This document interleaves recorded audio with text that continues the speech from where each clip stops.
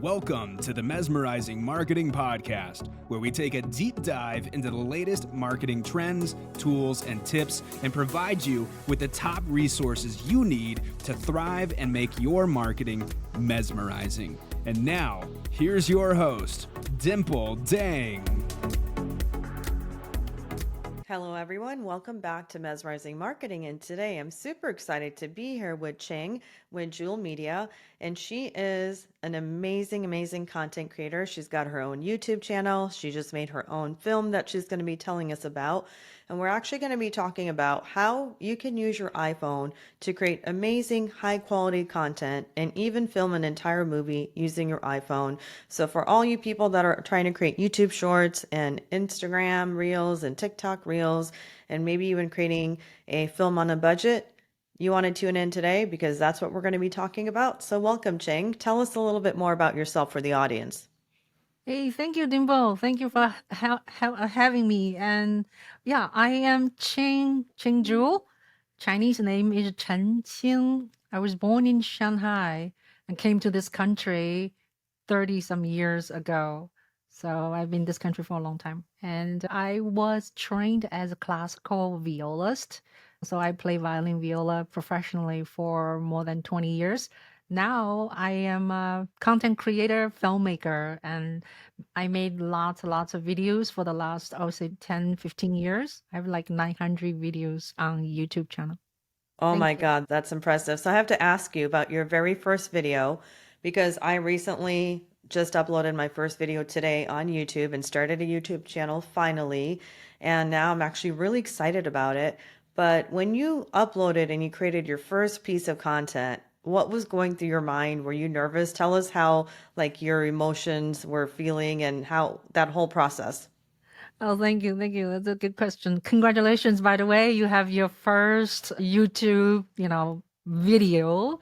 Everything starts first, right? I'm sure you're gonna grow Thank you. really quickly and you're, super techie and content creator yourselves. And my situation is very different from you. I started in 2009. That's a long time ago. I just used YouTube as a hub for my work, for sharing my video works. So at the beginning, it was just to share with my family, my mom, and then later on, I work for someone else. Someone asked me to video their concert. I do a lot of music at the beginning, and where do I give it to them? I'm not going to send them the file. It's too big. So I just put on YouTube and then they can see it. So that was the motivation at the very beginning and wasn't really thinking about anything about content creating or monetization. Yeah. So it's a different era. Yeah. Yeah, so you did it as like a fun project and something fun as a place to showcase your music initially, and now it's turned into 900. You said 900 videos, right? Yes. 900. Wow. Wow. Well, congratulations on that. That is definitely impressive because, I'm sure there's just like many podcasters start a podcast and then they stop. Many YouTubers start YouTube channels as well, and they just, they don't continue because it is a lot of hard work. And when it comes to creating content and filming content and just knowing how to edit it, I mean, it is time consuming. And I think that as content creators, people have to find ways to shortcut, what their process is. And I know that you are a pro at teaching other people and also yourself using, an iPhone to create amazing content. You just recently created a movie you were telling me about, a short film using your iPhone. So I'd love to hear, about the movie. Like, what is it about? How did you create it? What was your inspiration? So if you can tell us more. Thank you. Thank you for your question, Dimple. I started to use iPhone a while ago. I remember it's 2015, I think. That was an iPhone. Before even that, yeah. I started iPhone 4, then iPhone 6. I was watching some of my video actually just 2 days ago. That was created 2015. So the reason I like it is because it's always in my pocket. The iPhone is always with me. I'm not always carrying a big camera. And I do actually have been filming with regular camcorders for the last however years, I would say more than 20 years. So I don't want to give people a false impression that I just started to grab an iPhone and just create movies. I know how to shoot. I actually went to NYU to study film and for a short course, not a 4-year course. So anyhow, yeah, and my biggest break through is that 2017, I went to Washington, D.C. by myself, and then I shot a women's march 2017 with iPhone, I believe, 7. So that was the first time I tasted that I can do a short film by myself, just by myself with a selfie. So I can raise the selfie and then shoot far away scenes. Yeah. So I made a short film, about 20 minutes, I believe. Yeah. And later on, everywhere I go, I have my iPhone. And so I keep, shooting events. So the movie, the latest sort of work, it's called My Yangan Diary. It is a movement I follow for a whole year with my iPhone 11, actually. And it was not even intentionally I want to make a documentary. It was just like I was making videos one after another.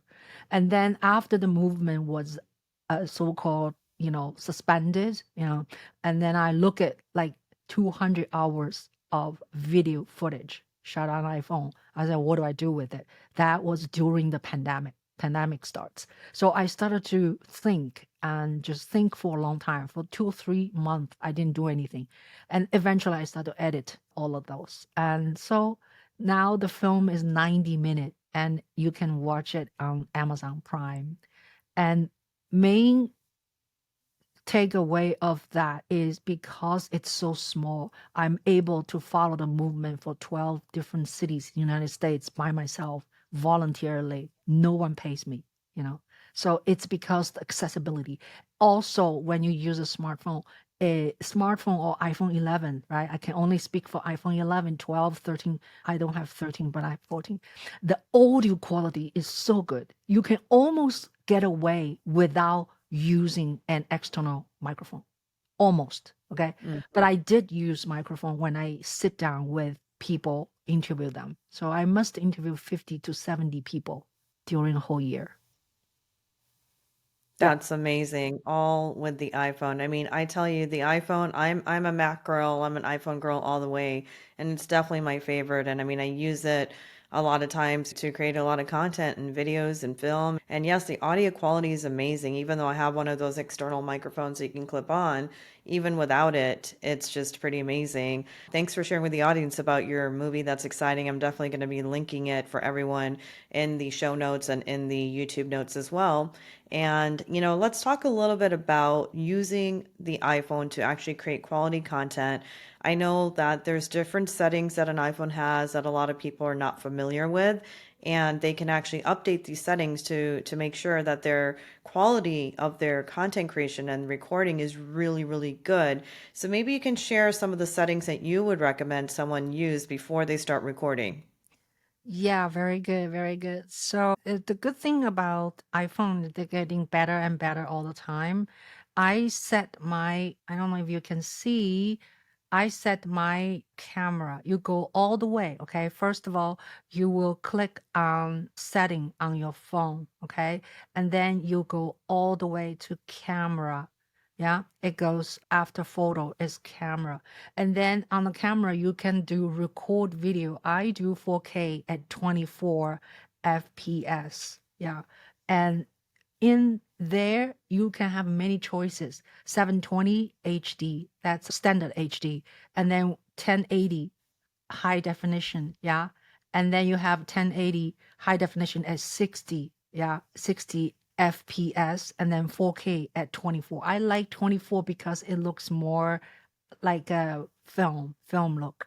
If you want a clean look, if you want to look like a So, video. Ching, for the audience, like Ching, can you tell us, like, when you say film look, what is a film look for people that don't know? The film look is like because it's every minute is 24 frame, right? And so it is a little less than 30, right? 30 is more tight. Yeah. Every second, I would say. So per second.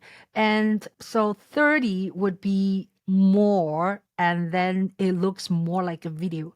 And when you have a 20 is a little slower, a little lagging, little look like a film feeling. Yeah, because 30 is more digital. Think about that, digital. Yeah, and then 24 is more like little less, but more. I don't know how to really describe. So yeah, The quality, it gives it that cinematic look is what you're yeah, saying. It's like a yeah. cinematic look. Yeah, Okay. looks older look, I think also older because of when you look at the film was shot on film, it has different flavor.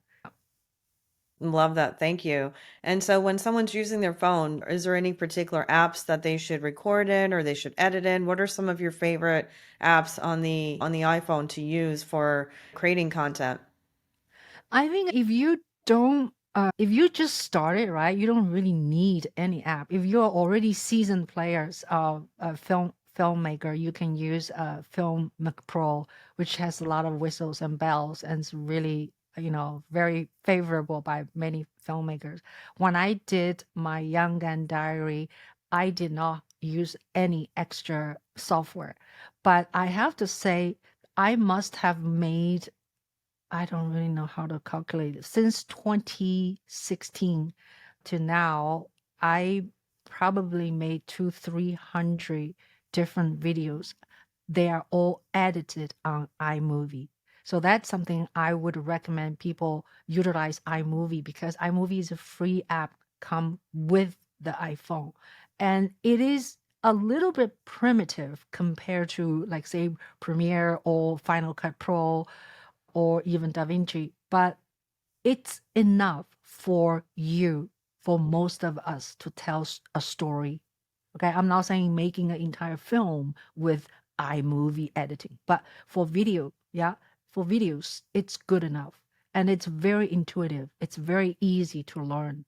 Yeah. So I would go out to shoot, right? A protest. I'm a New York city based, and I also have a credential that I can go to all these events with my credential and then just go in. So I shoot lots of protest, rallies, and so I need to deliver these things quicker, right? So I will just sit in a coffee shop afterwards. I just use my finger to edit, and I could do it so quickly in about an hour or two later a video is born. Because if I bring the whole thing to my home and upload to my computer using Final Cut, it's gonna be take much longer for me to finish my work. Yeah. So I really love Yeah. iMovie. Yeah.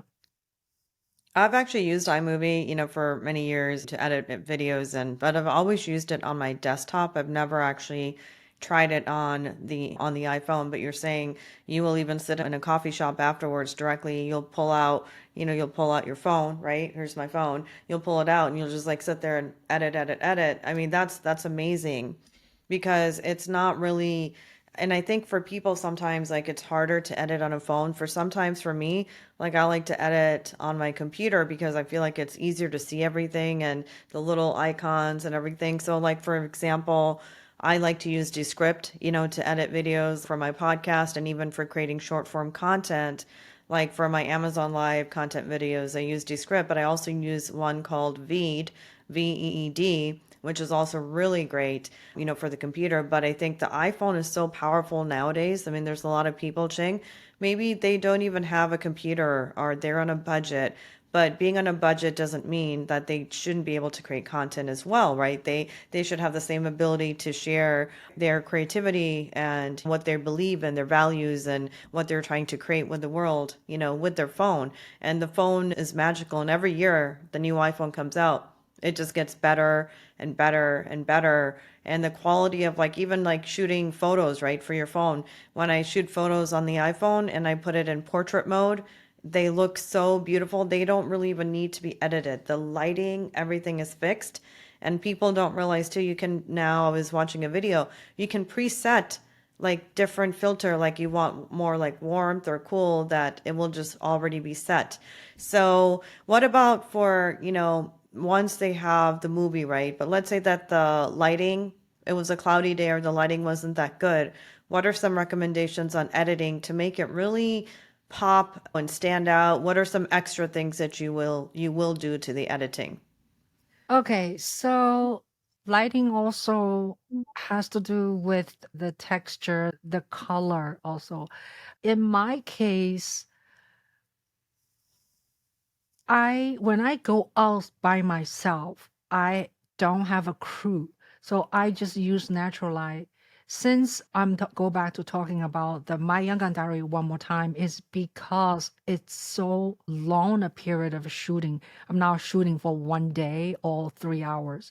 This is about a whole year of, going to different cities. So I have much better choices. If it's not too good, then I just don't use it, right? Because I don't put every single content in because the movie is going to be last 12 hours. So in general, iPhone is very good in natural light. And also, I realized when I shot in the nighttime, I did not have any extra equipment to do anything. So I was able to, you can feel the night shot. You can feel the shot in a room which does not have perfect lighting. So everything is pretty much organically what you see is what you get. So, but certain things, when I do final, what do you call editing, right? I do have to make sure all the transitions are working well because from one scene to another, there needs to be a reason why this thing has to go follow this. And then sometimes you need to make the transition really smooth, and lighting is a part of it. Storytelling is a part of it. And a lot of time you can cover up with audio if you have very good audio. Yeah, that's including like you can use music to cover up the transition part. Yeah. So to answer your question about lighting, I didn't really have a too much a problem because if you try to make, say, if there's an interview, right, the interview person's face doesn't have enough light, you could in the software, which I use Final Cut Pro 10, you can make it brighter, but there's a limit. You cannot really make it like 100% to the degree you want. It will become very unnatural. So it's very important to actually do it right at the first time and not to depend on the later tweak. Yeah. So the whole film actually did not have any, what do you call, color correction either. And because I asked some filmmakers on Clubhouse, I say, can you watch my film? Do I need a color Mhm. correction? And 3, 4 people come back, say, no, you don't need it. Isn't that amazing? They say like, it looks That good. is amazing. Yeah. Yeah, and I think it's about also knowing how to film, because there's an art and science of how to film, how to hold the camera, what are the angles, what position are you in? Like, do you shoot from higher up? Do you shoot from lower? And it's about knowing all those tricks when it comes to filming. That's so important. And a lot of people, even if it's like it's how you're holding your camera. For example, when you're holding your camera, right? And let's say that I am taking videos of food. Well, the lens is here. But if I'm going to take that, I actually have usually you're supposed to turn it upside down and then you can film like your food that you're filming and you get a much better, more realistic, like very, cool kind of effect. You watch some of these videos on, Instagram, they come up sometimes about how to film with your iPhone and stuff. So those tips, but I just noticed like it's a littlest thing. It can make such a big difference in everything. And then what's your thoughts on incorporating music into like YouTube videos? Do you think that it should be in like what's your thoughts about like for example this podcast that we're recording right now? Do you think we should be adding music to the background to the entire thing or do you think it's better without music? What are your thoughts and why? Oh, podcasts. I'm not sure adding music. What I do is I've been doing a YouTube live interview for 230 times since pandemic started. And what I do is I do not have music simultaneously when I'm talking. And I would say, if Dimple, you have a recording out there, I say, okay, can we, hearing your recording and we will silent, we're not talking, and then we'll play your music. Now, StreamYard, I know you're not crazy about it. StreamYard does have a problem of showing music because the music sound coming from the podcast through YouTube has this very, tingling noise. And so, yeah, I don't know about your platform, the Riverside. So StreamYard, I hesitate when I play my violin on my podcast, it doesn't Hmm. sound great. it's okay. It's only okay. So to answer your question, yeah, I wouldn't have music simultaneously, with the talker. Probably you can feature someone. Or I also, can you feature someone's video over here when you're doing this?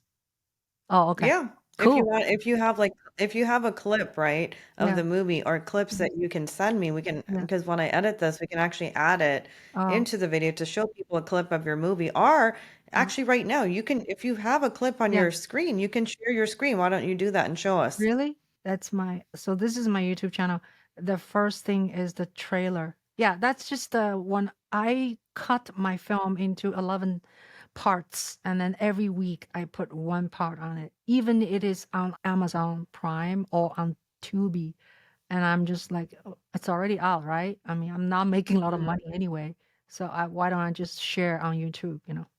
That's great. That's Yeah. great. That's Yeah. impressive. Thank you for sharing that with us. Yeah. And look, I can tell you how I did this is I have two phones. One is iPhone 11, at the time is a newer phone, and then I kept iPhone 10. So this must be shot with iPhone 10. I set iPhone 10 on my dashboard inside my car. So everywhere I go, I always have two phones ready. One is shooting outside, one is shooting people in the car because I often am the Uber driver of the movement. Oh, wow. And what did you use to put your phone on in the car? Is there something you recommend people can get to do that with? Yeah, but Okay. you need to find one that is stabilized on the dashboard. Make sure your camera is this way, right? So the Yeah. thing is right here. And because if you just have to look around, otherwise it will be your camera will be on the way. So you Hmm. have to play around. And it's actually this is iPhone 14, right? So Yeah. the smaller phone the better. iPhone 14 to me is already a little too big for mounting on the phone. And here is the iPhone 11. Okay. iPhone 11 is little less. It's actually almost same, but it's a less thick, less heavy. So you have to Yeah. consider that. That's actually easier to mount on your car. Okay. Sure. So every little thing counts. And then at the time I was mounting my iPhone 10, probably is even thinner or smaller. Okay, so this is an excerpt of my Yangon diary, and I just want to show you. We're driving. I put my one of my phone, iPhone 10, and at the dashboard inside the car and shooting facing outside. And then in the same time, I can shoot other people either inside the car or outside the car. So we're in Iowa City, and it's, I think, a 3 degrees, very cold. This guy is shaking his hand warmer. It's like a chemical thing you shake around. So now they're Yeah. inside the car. So I shoot with another camera, must be iPhone 11. Yeah.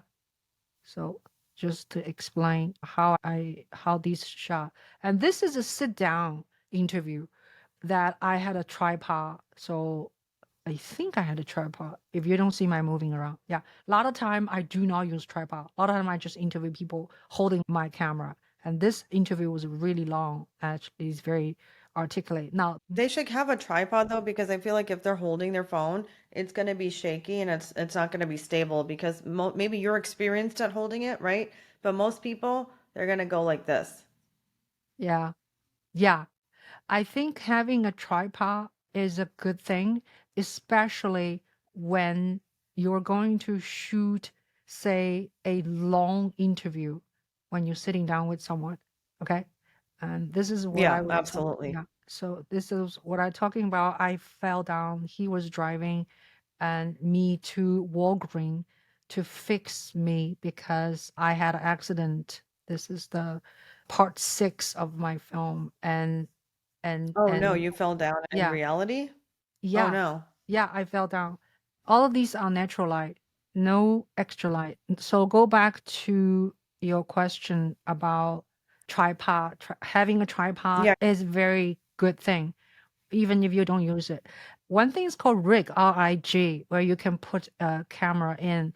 I'll add a photo of a rig because, yeah, and I can link some products from Yeah, Amazon too if people want to get a tripod because I have so many tripods. I can recommend some that are good and ring lights and things like that. But yeah. the phone itself, so the phone that you're using in terms of, let's talk a little bit about too, like for people who create a lot of content on their phone, how do you recommend that they don't use up all their storage? Because I know for me, I get cloud storage, Mhm. and then that allows me to expand my storage because it goes into the cloud and it just, I think it's like a little bit extra a month, a couple of dollars only. What recommendations do you have, Ching, for, offloading content and also keeping the content organized when you are trying to piece it all together? Very good question. Very good question. When you have a SO device, iPhone, they give you 5 GB free iCloud. That is very easy to use up. So I would recommend to increase your iCloud capacity. You can pay $299 for I think a 200 GB, and I pay $9.99 a month. So I have 2 TB space with iCloud, and it is very important for me because I worry about what if my phone goes into a ditch before I go back to my desktop to upload all the footage. So I don't want to have that kind of risk. So I get $10 a month. Now, also on your phone, depending when you buy a phone, you have an option to buy 64 GB storage or 128 GB or 500, whatever, and now 1 TB. So try to get a bigger one if you can afford, if you use a lot of filming on your phone. So I would recommend not to be cheap. Not get a 64 is too small, yeah, to be a videographer. How to organize it? One thing is that I I am not the best person to say that because I'm a hoarder. Like I don't let go my footage. I want everything. I was always thinking like, what if I need that? What if? So, but you need to be very organized, get rid of things you definitely don't think you need it, because you're gonna eventually always you have to look back at your footage. You're gonna spend time. So every time if you can just delete it and saves your time to look at it again. So that's one principle.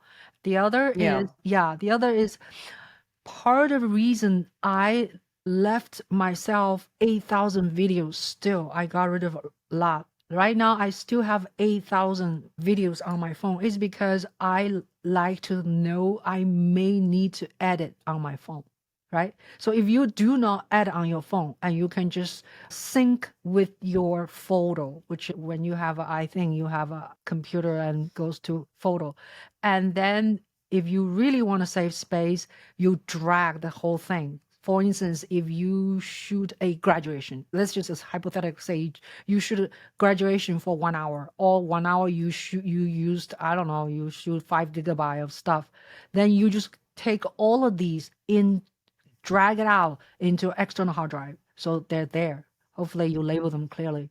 And then they're not in your phone. Yeah. They're not using your space. Yeah. Exactly. And I was trying to show my drive. I have a drive that I, put extra content on, but it's plugged in, so I couldn't unplug it. But yeah, you can get one of these drives from like Costco or from Amazon. I'll link some in the notes for people, but I mean, it's super easy to take that and then, it has a ton of storage. You can take the videos and even photos from your desktop or anywhere, and you can offload them there so that if you do need them in the future, you have them, but they Mhm. don't all have to be sitting on your desktop because when your desktop gets full, it's going to slow your computer down and then, it doesn't perform as well. It takes longer to like edit content, download videos, all that. So that's what I would recommend. So we talked about a couple of things, Shang. We talked about your movie. We talked about creating content in terms of using iMovie. We talked about like lighting a little bit and things like that. What other tips can you give to our audience about, creating content on their iPhone for someone who they do want to edit, but maybe they don't want to use iMovie, it's too hard for them? What are some simpler tools that you can recommend? Like, let's say they're making Instagram Reels and TikTok and YouTube Shorts. Oh, okay. Yeah, these short things, you can just filming yourself for 50 seconds and then you can drag the video in. I do YouTube shorts and I did for a couple of months and I only talk about music, but you can drag the video into the YouTube and then you can just use your finger to shorten the length. For shorts, I would say sweet spot, maybe 15, 20 seconds is good. And you don't one thing is you don't want to have an end. You do not need to have a beginning, middle, or end. You have to go pretty much just from beginning and no end and then go back, let them. So the point is you want your audience to go back to watch it again and Like again. a looping Yeah, effect, right? looping, Looping, right. So you looping. don't so I Hmm. try like it to make music. I try not to like end my phrase. People just gonna end. But anyway, now I think all platforms has their own way you can editing. Like Instagram, you can drag in to edit. Some easier, some more work, and you can also, if it's a short clip, you can edit on your phone.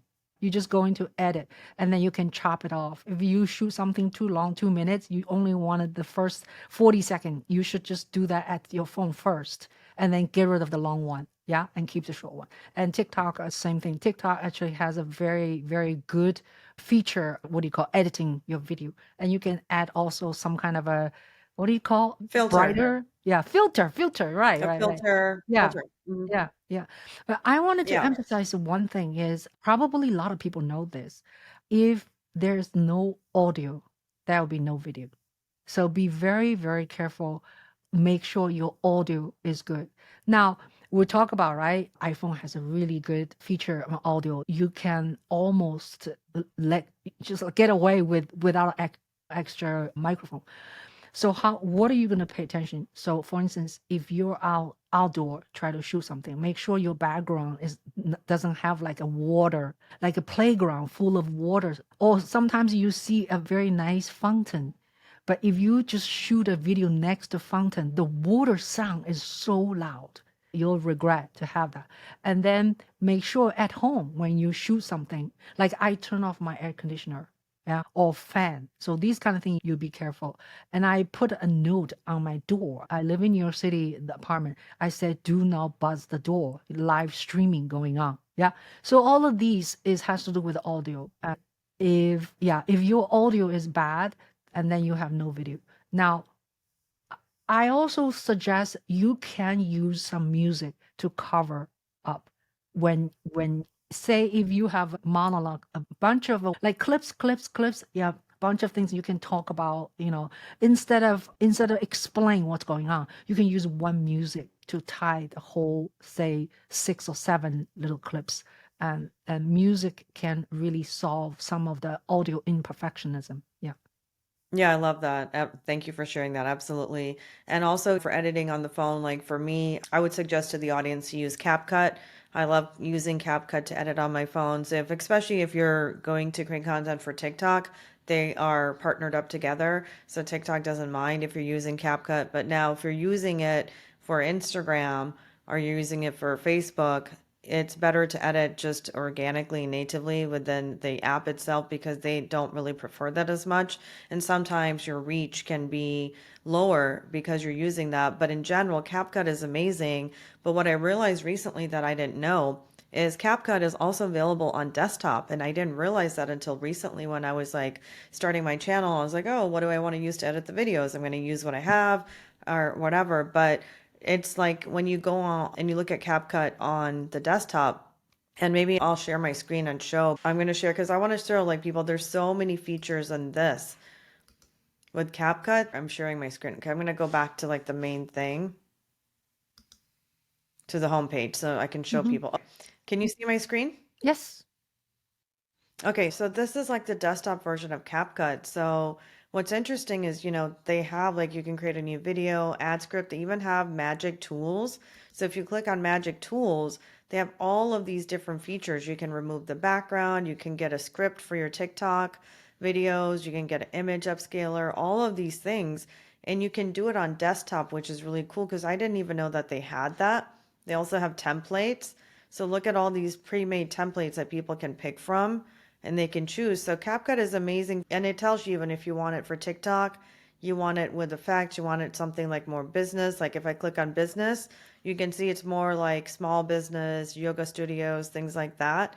So, I mean, I think that's really great that they have created that. I didn't even know about that. So every time I discover something new, I really love that. So I have a question for you, Ching. Are you incorporating or using any kind of AI into your content creation process for anything that you're creating, even if it's not YouTube related, but are you using AI? Yeah, very good question. I know you're quite knowledgeable about this AI thing. I slowly kind of adapted a little bit, I would say. So I was writing a grant and there's just a lot of components. So I would just type it, go to chat GPT and ask questions. I say how to write a treatment for my film, and then they just gave me a whole list of like 500 words spits out, tell me what to do. So it's an area I wanted to explore, especially for me, I'm not a native English speaker. And so for me, when I write something, probably if I show to my son, he will criticize me. But I probably will show to ChatGPT. ChatGPT is not going to criticize me, probably give me a little better version. But on the other hand, I have mixed feeling about that in terms of creativity. Do I encouraging that kind of work ethic, or do I become more forward thinking? And because we cannot ignore the force of AI is coming whether we want or not. It's here to stay. It's here to stay. But I think what I always like to tell people is, don't use it just alone, but basically put your own human intelligence into it, put your own creativity into it, because whatever you put into it, that's what you're going to get out of it. But don't just take whatever ChatGPT gives you and then copy and paste it and slap it into on a website blog or into even your, YouTube script. I mean, even for like the YouTube videos, people can create the entire script using ChatGPT. They can go to ChatGPT, they can say, please create a video script about a video that's going to be 5 minutes long, and then tell them what it's about. It will give you the entire script. It will even tell you what transitions you can put in there, when to cut the scene, everything. And I think for people that are new content creators that are not that experienced, I think it can really help them. It can streamline their process now, where it's like now we're looking at a time where they even have the app for, an app for ChatGPT. They download it on their phone. Then they have iMovie. They have all the tools necessary there to just get on their phone and create content, or go out into, the city and go to the park and go to places and just create content. And sometimes you just don't know what's going to come in handy. So you can just film, like if you see something interesting, you film clips and stuff, because you never know, that clip might be something you can use for one of your videos or one of your reels. So I like that idea too. Yeah, definitely. Is there anything else that we didn't cover that you'd like to go over before we wrap up? Yeah, we cover a lot, and I would welcome people to come. You and I, we met on Clubhouse, and I really like Clubhouse, and a lot of people unfortunately do not know. I ask my friends or people I met for a long time ago, or people I met new, and most of them, they don't know. And yeah, I have a Clubhouse. I've been hosting Clubhouse, a house called Smartphone Video Production for 120 weeks nonstop. Every Friday at 12 p.m. Eastern Time, we get together for about 2 hours or sometimes 6 hours. Depends. I've been to those rooms, and that's how we met. I've been to your rooms, and the information you share in there and the knowledge, it's so fascinating and interesting. And I think because it's not a topic that I see too many people actually talking about on Clubhouse. So also make sure that you send me the link to your house if you turned it into a house there, so that if people want to like join your house and come and join us all on Clubhouse and, gather there with us. I'm on there too. I should probably put my link in the show notes as well. People can follow us both there. But this has been great, and we'll definitely link your film so the audience can check it out. And thank you so much for being a guest on the Mesmerizing Marketing Podcast. Thank you for having me, Dimple. I look forward to seeing you and always listening. I already listened to some of your podcasts. Yeah, it's wonderful. Thank you. Thank you. Thank you for listening to the Mesmerizing Marketing Podcast. If you found this episode valuable, please subscribe to the show so you don't ever miss an episode, and also share it with your friends. Dimple would be so grateful if you could take a minute to leave a review and visit the podcast website to check out all the latest episodes at www.mesmerizingmarketingpodcast.com. That's www.mesmerizingmarketingpodcast.com. And follow Dimple on Clubhouse. Her handle is Marketing Expert. And also join her Mesmerizing Marketing Club, also on Clubhouse, for live rooms on top marketing strategies for entrepreneurs and business owners who want to mesmerize their marketing.